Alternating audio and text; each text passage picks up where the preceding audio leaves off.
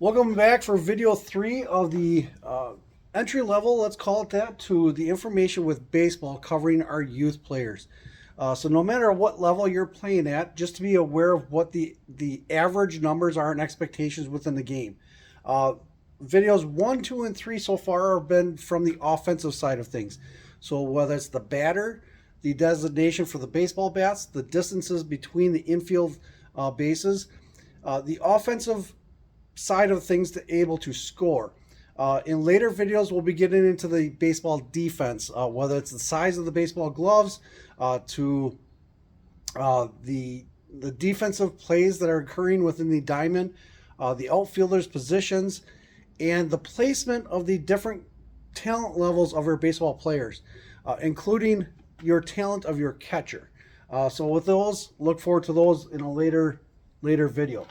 Today we're going to be covering running and also the baseballs themselves, and the baseball bats that can be used with the baseballs.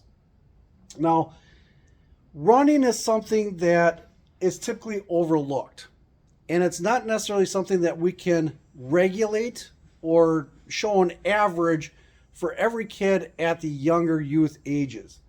We just need to realize the distance of the bases in the different age groups and the average time that AI is providing of how fast those players should be able to transition, say, from home plate to first base or within the consecutive bases around the diamond.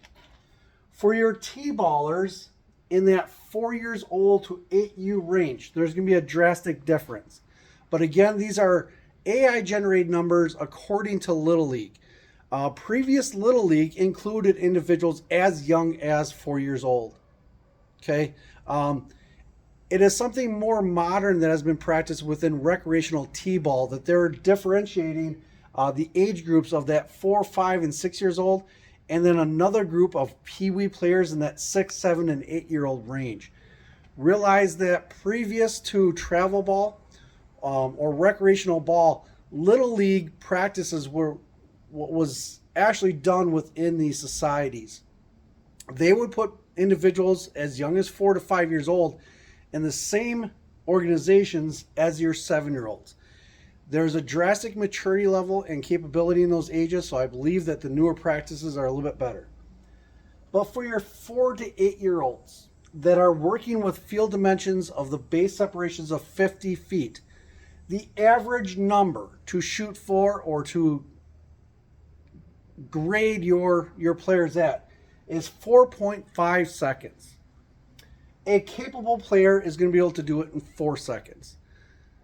Now, the difference in the age group isn't necessarily the time that they can transverse between the bases. It's because the distance of the bases grow at the different age groups. For your 4 to 8-year-old, so your T-balls to 8-year-old play, the base distance is 50 feet. For your 9 to 12, that base distance is increased to 60 feet. And for 13 and up, the base distance can increase from approximately 70 to 90 feet. Now, 90 feet is going to be more at the college level. Again, these videos are for the youth of our community, not the young adults going into college. So for 13U to 17U, okay, again, at 18U, they start to jump up and within regulations of the baseball bat, the field size, and so on and so forth. So the cutoff point is approximately 17U. That high school age group, there's different rules and regulations that are going into there. It's no longer dependent on Little League definitions. Each high school division is going to be different. WIA rules are going to throw in even more of a wrench of what they expect to be different. So just be aware of that. So again, your lowest level of play, your T-ball, 7U players, 4.5 seconds to cover 50 feet. A capable runner will be able to do it in 4.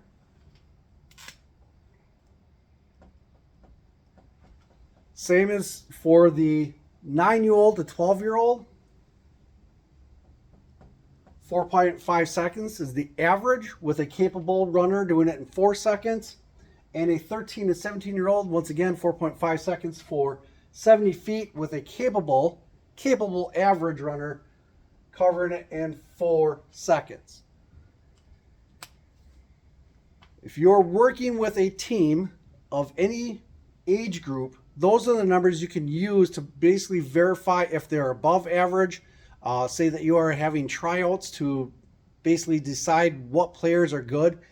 That is the average numbers provided by AI in accordance to Little League practices throughout the years. Obviously, within each district, those numbers can change. Now, real quick, continuing on with that, the ball is also very specific to the age group and the baseball bat being used in that age group. For your 4 to 7U players, a cushion ball is recommended. They will either be foam or leather wrapped balls that are very cushiony. They are basically rubber throughout the entire ball. You'll notice an obvious difference. If you're purchasing them brand new, typically on the packaging of the balls themselves, they will tell you what age group they're intended for. Now, something I've run into is that when they're in that 4 to 7 year old range, a lot of leagues will actually start using a harder ball, which will actually damage the bats that are being used. So your specific T-ball bats will not necessarily be able to withstand the impact of the harder ball. You'll actually do damage to the baseball bat. So once your players start getting into that 7 to 8U play in that ball transition, make sure you're going up from your T-ball required baseball bats to your USA bats. Typically across the entire practice of baseball, the USA stamp bat is used at the 8, 9, and 10-year-old level. Some of them will allow wooden bats to be able to be used. Wooden bats, again, have to be specifically designed for the harder 8 to 10-year-old ball.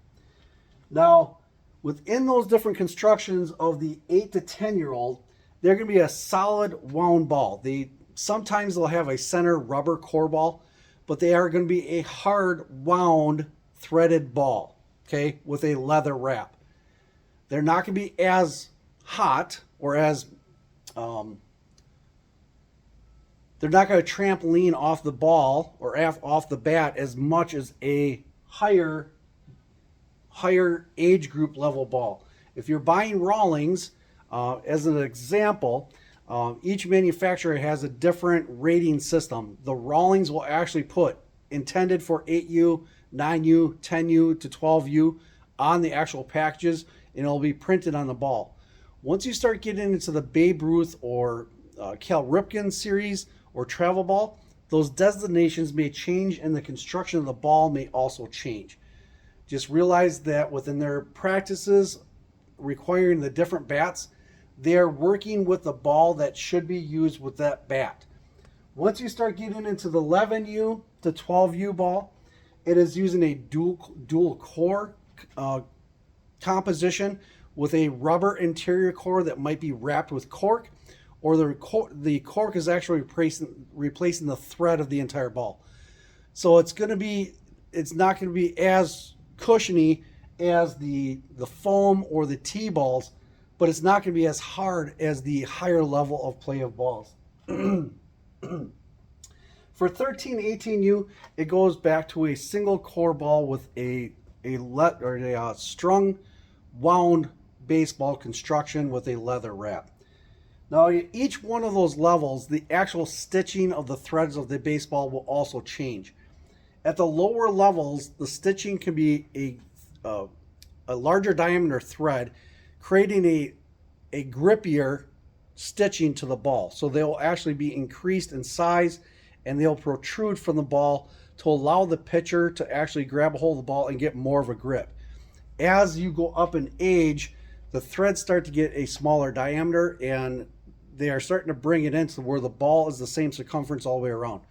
Once you get to the collegiate level or college level ball, once again, WIA is very specific. The stitching of the ball actually has to be level with the leather. The leather is a thicker material. The interior core of the ball is constructed in a manner where it's wound tighter. It's a harder ball and it will actually go further one hit. So remember, between your 8U, 11U, and 13 to 18-year-old, the bat U is a specific and matches the ball of the play. So you're not going to necessarily go get and start with a game ball for a 13 to 18U game that is built for an 8 to 10U game. Be aware of that. Some city or regional leagues, they don't enforce those rules. So you need to be aware of it as a parent or as a coach. Maybe you're new into the organization. If they don't explain that to you, make sure that the ball that they're providing, because once again, the home organization needs to provide the ball for the game. What kind of ball are they using, and is it matching the player's baseball bats and talent level? I've run into multiple different times within recreational or regional city leagues. The ball that they will use is not going to match the baseball bats within their rules and instructions.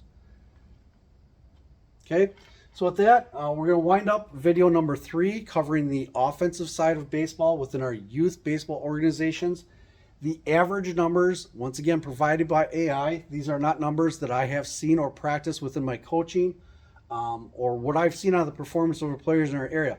These are the average numbers calculated by AI, just so that if you're transferring into baseball, or if you don't know what to expect for next year, these are the average numbers for your running of the bases. Now, I'm going to close out with that. These are average numbers, but realize that these numbers are not as important, because once the talent level of a player actually being able to throw the ball and the receiving player to catch the ball is completely different within those age groups also. Okay, so I'm going to hold up the board. I think I cut you guys off a little bit off the bottom. So your 13, 18U BBCOR, single core, string wrapped baseball, you need to use the BBCOR baseball bats. With that, we'll be back with video number 4. We're going to go over pitching speeds. So when, at what age group do they start to introduce going from a underhand pitch to a coach pitch to a machine pitch and also a player pitch? Stick around for that one in video number 4.